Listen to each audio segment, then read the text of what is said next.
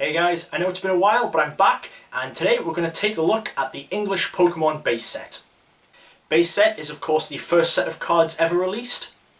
There are 102 different cards in the set, but if we take a look at different print runs and variant cards, then we actually come up with a much higher number, 441 unique cards. Meaning that if we do include these variants, base set has more different cards than any other set ever released, with even more than the large Aquapolis and Skyridge E-Series sets. So let's jump in with what we know. The Pokemon base set actually had 8 complete print runs. A new print run basically occurs when all the cards have sold out and they need to be restocked into stores. I believe this is the only set where we know the exact number of print runs because we've had it confirmed by some former Wizards employees. The first print run that was made is known as the Shadowless print run. It got this name because the card artwork doesn't have the drop shadow on the bottom and right hand side that it did on future print runs. It also has an altered copyright date on the bottom, which is how you can tell trainers and energy apart. Now, once these cards were printed, a certain number of them were sent off to be stamped with a first edition stamp and to become the first edition cards. The first edition cards were of course released first into stores, followed up by the rest of the print run. Now, the rest of the print run, which is known as the Shadowless cards, were never intended to be any different from any of the rest of the cards released, but it's just that after the print run, they kind of tweaked the design a bit, including the addition of the drop shadow, which is why this is now a separate subset of cards. The only exception to the first edition stamping rule was card number 8, Machamp. Every copy of this card ever printed was printed with a first edition symbol. And the card actually couldn't be pulled from booster packs, you could only get it by buying the 2-player starter set. Because of this, in our totals we count the first edition set as 102 cards and the Shadowless set as 101, since the Machamps were identical to those in the first edition set. Because this was the first time that Wizards had ever printed Pokemon cards before, there were understandably a few errors that crept into the set.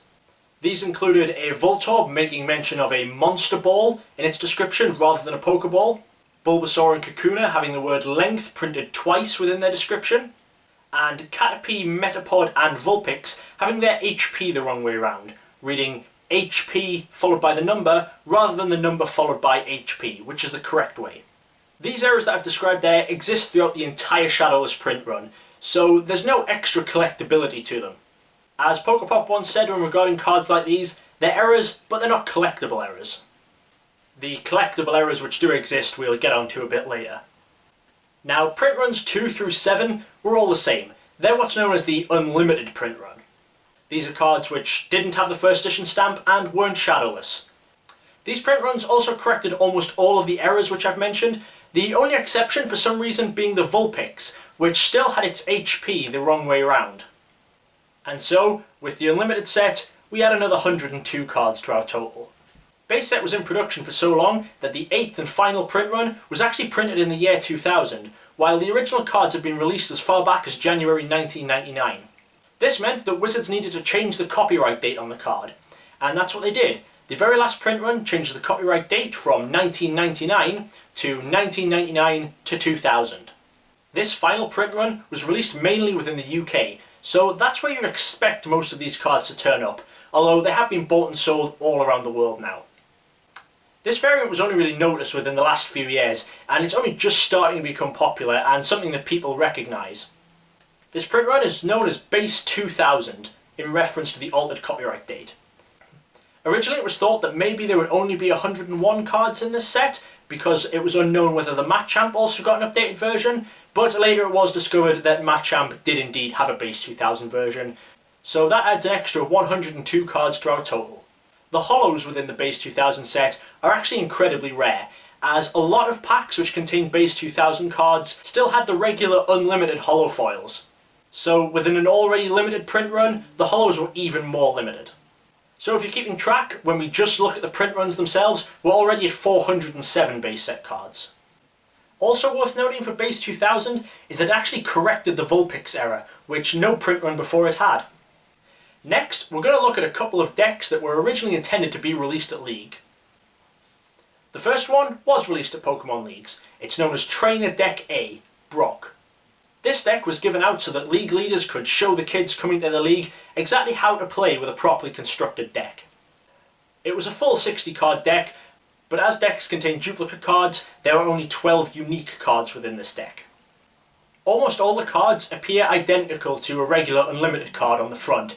However, when you turn the card over, the back actually has a red border and red writing saying Trainer Deck A. The only other card in the deck which looked different was Machamp. Machamp was actually printed as a non-holo, and in contrast to all other Machamps, didn't have the first edition symbol.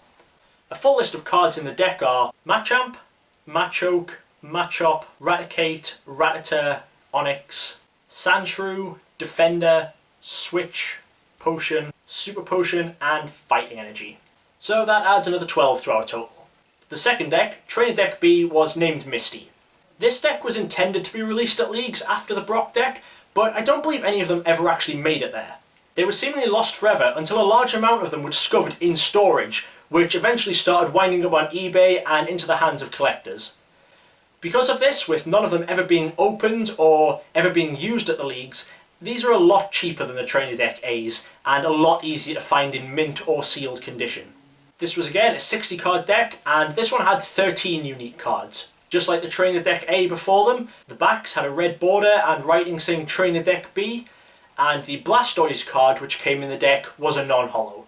The full list of cards in the deck were Blastoise, Wartortle, Squirtle, Pidgeotto, Pidgey, Seal, Starmie, Staryu, Computer Search, Pokemon Trader, Switch, Energy Removal, and Water Energy. So that adds another 13 cards onto our total, which again, if you're keeping count, puts us currently at 432 cards. Another item that often gets mentioned in conversations with the Trainer decks is the demo pack, which is something worth mentioning. It came out before the cards were released in stores, and it was just a basic pack containing some rules and some cards. But when it's opened, the cards are all just regular Shadowless cards with no variants, so the sealed product is definitely worth a lot more than the opened cards. And so now for the last few cards, we have 7 error cards and 2 variants to talk about. Now when I say error cards, these are cards which are actually collectible errors. Cards where not the entire print run was affected. So the error card and the regular card are different, so we can add an extra one to the total. First to look at is the Pikachu card in both the first edition and Shadowless sets. And this is probably one of the more famous base set errors, the red-cheeked Pikachu. Now, while Pikachu is normally meant to have red cheeks in his artwork, in the base set art, he's actually using the Thundershock attack, which makes his cheeks glow yellow. But there was obviously a mistake made when translating the cards, and someone recoloured his cheeks red. So for the first print run, some Pikachus were printed with red cheeks, and some were printed with yellow cheeks. And while the red cheeks is the error, and that's the one everyone seems to crave, it is a lot more common than the yellow-cheeked version. I know at least for the Shadowless cards which weren't first edition, any Pikachu found in the booster packs would only ever have red cheeks, and the yellow-cheeked ones could only be found within the Shadowless versions of the Zap theme deck, or within the demo pack that I mentioned earlier. However, I'm not sure exactly where the first edition ones came from, since, as far as I know, there were no first edition theme decks. The next collectible error within the Shadowless run was the Ninetales card. This Ninetales card did 80 damage in one of its attacks, but some copies of the card were printed without the number 80 there. Moving on to errors within the unlimited print runs, we first look at Diglett. Some copies of this card, for some reason, had one of the fighting symbols rotated by 90 degrees, as you can see here.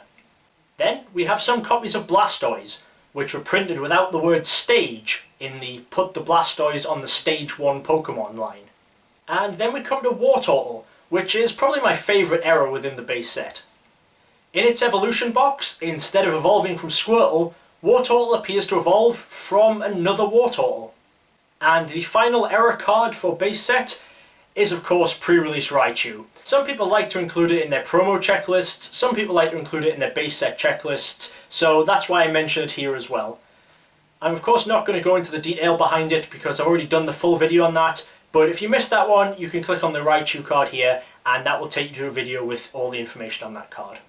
And now we have just 2 base set cards to go. First is another copy of Machamp. A little while after the first one, a second 2-player starter set was released. And for this set, they reprinted the Machamp. But they reprinted the Machamp with the updated Galaxy-style holofoil, rather than the holofoil that had been used throughout the rest of the base set, so you can tell the Machamps apart. And finally, we once again come to a Shadowless base set Pikachu. In Japan, a CD of Pokemon music was released, and it came with 10 Japanese Pokemon promo cards and a Shadowless base set Pikachu in English. This Pikachu of course was printed in Japan rather than being imported, so it's printed on Japanese cardstock. Visually it looks like any other yellow-cheeked Shadowless Pikachu, but when you feel the card itself, you can definitely tell that it's printed on different stock.